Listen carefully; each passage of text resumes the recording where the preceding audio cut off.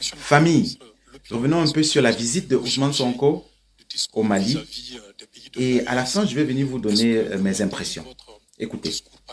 Est-ce que vous maintenez votre discours panafricaniste? Vous savez, il y a quelque chose que nous devons éviter. C'est de mettre les émotions au devant de tout. Les questions qu'on gère sont des questions extrêmement sérieuses. Il ne me sera jamais reproché, on ne sortira jamais une seule déclaration que j'avais faite avant qui diffère des déclarations que j'ai faites aujourd'hui. Notre position a été très claire depuis le début. Quand nous avions commencé à prendre position sur ces questions, il n'y avait pas encore l'AES d'ailleurs. Il y avait ce qui s'est passé dans chacun des pays, aujourd'hui considérés comme étant membres de l'AES. Quand c'est arrivé au Mali, nous avons été en tant qu'opposants les premiers à dénoncer.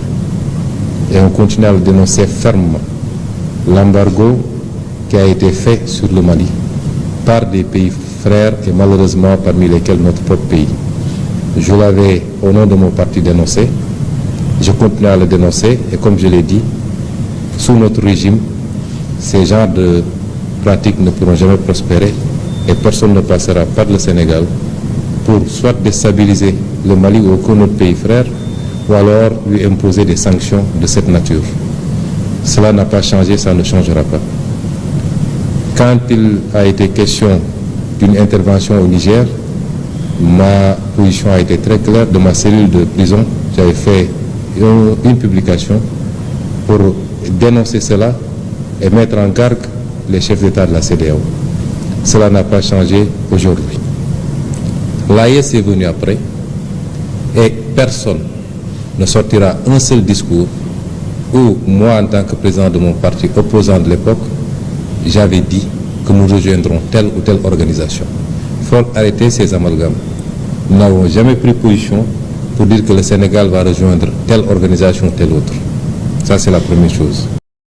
Écoutez aussi cette deuxième partie et on se retrouve dans les commentaires. D'abord, permettez-moi de m'incliner devant la mémoire de tous nos frères maliens qui sont tombés sur le champ de l'honneur il y a quelques jours, présenter au nom du président Bassirou Diomaye Faye, à mon nom, au nom du gouvernement et au nom de tout le peuple sénégalais, à réitérer nos condoléances les plus sincères et les plus attristées. Comme je le dis, le Mali et le Sénégal, c'est un seul et même peuple. Nous partageons tellement de choses qu'on ne peut pas les énumérer ici. C'est pourquoi, quand un tel événement survient au Mali, c'est comme s'il était survenu au Sénégal. Présenter au président de la République, son Excellence, M. Assimi Goïta, toutes nos condoléances. Remercier le peuple malien pour son accueil d'aujourd'hui, à travers M. le Premier ministre, son Excellence M. Choguel Maïga, qui nous a très bien accueillis depuis notre descente d'avion, avec tout le gouvernement quasiment. Cet entretien a été très instructif. Il nous a permis de passer en revue toutes les questions de l'heure, de discuter de manière ouverte, non pas de manière protocolaire ou solennelle, mais en frère. Parce que comme je l'ai dit, quand je viens ici, je suis chez moi et je viens parler à des frères. Nous avons été en tant qu'opposants les premiers à dénoncer. Et on continue à le dénoncer fermement. L'embargo qui a été fait sur le Mali par des pays frères et malheureusement parmi lesquels notre propre pays. Je l'avais au nom de mon parti dénoncé. Je continue à le dénoncer et comme je l'ai dit, sous notre régime, ces genres de pratiques ne pourront jamais prospérer et personne ne passera par le Sénégal pour soit déstabiliser le Mali ou aucun autre pays frère ou alors lui imposer des sanctions de cette nature. Cela n'a pas changé, ça ne changera pas. Quand il a été question d'une intervention au Niger, ma position a été très claire. De ma cellule de prison, j'avais fait une publication pour dénoncer cela. Cela n'a pas changé aujourd'hui. Nous sommes tous des pays souverains. Nous nous respectons. Nous devons nous respecter dans nos choix souverains. Et nous respectons le Mali dans ses choix. Nous respectons le Burkina dans ses choix. Nous respectons tout le monde, des choix que nous comprenons. Alors qu'est-ce qu'on nous reproche? D'avoir ou d'être en train de travailler pour continuer à réunir la famille. Depuis quand on peut reprocher à un panafricaniste de faire tout pour qu'on reste dans des cadres solides plutôt que de nous diviser? Nous continuerons à travailler. Et je l'ai dit, quel que soit l'aboutissement ou le choix qui a été fait, cela ne changera absolument rien dans nos relations avec chacun des pays. Je vous ai fait écouter ces extraits par la fin, en fait. Parce que je tenais d'abord à vous faire écouter la partie dans laquelle je trouve de la duplicité. Ousmane Sonko, étant dans l'opposition et en prison, a été soutenu par les gens qu'il traite d'aujourd'hui d'être des gens émotifs. Ça a attiré mon attention et je tenais à dire ici que Monsieur Sonko, vous êtes au Mali pour que Assimi Goïta arrive au pouvoir. Aucun Malien n'est tombé pour que Sonko Faye n'arrive au pouvoir. Des dizaines de Sénégalais sont tombés. C'est votre pouvoir démocratique. C'est bien que vous n'ayez plus l'intention de demander à l'AES de revenir dans la CEDEAO. La France-Afrique est terminée. Si vous voulez y rester dans la plantation, restez-y. Mais vous avez un double discours parce que quand vous étiez opposant, vous parliez différemment.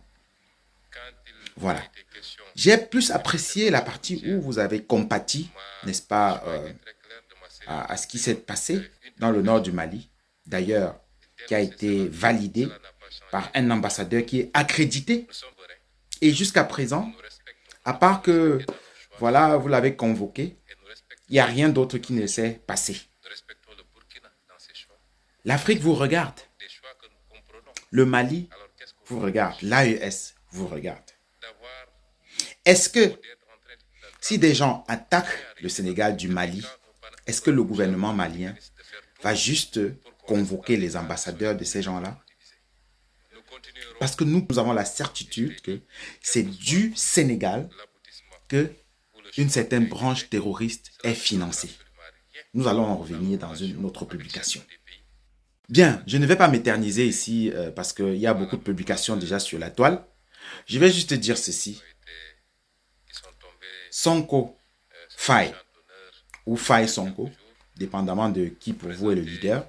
Faye, on l'a découvert un peu plus tard. En tout cas, c'est Sonko qui était le leader de l'opposition sénégalaise. Et c'est lui qui a été vraiment soutenu par toute l'Afrique. Il a été porté par toute l'Afrique. Moi-même, j'ai été à une marche avec des amis sénégalais qui nous ont aussi soutenus quand on allait dans les marches contre la dictature de Paul Biya au Cameroun. Sonko, le fait de compatir n'est pas suffisant. Nous vous observons. En 150 jours de gouvernance, nous n'avons encore rien vu allant dans le sens du panafricanisme. Les frères sénégalais nous disent d'être patients. Nous n'avons pas besoin d'être patients. Que les Sénégalais soient patients en ce qui vous concerne. Mais pour nous, il y a beaucoup trop d'ambiguïté. Pour nous, on a l'impression que vous avez dealé avec le diable. Mais, c'est juste un point de vue. Nous vous accordons néanmoins encore le crédit, le bénéfice du doute, que peut-être d'ici peu, vous allez commencer à réaliser ce dont vous aviez promis pendant vos campagnes et pendant que vous étiez opposant. Si ce n'est pas le cas, ce serait aux Sénégalais de vous répondre. Et d'ailleurs, il y en a qui ont déjà commencé, je ne vais pas revenir là-dessus. Il y a eu quelques marches qui ont été réprimées au Sénégal.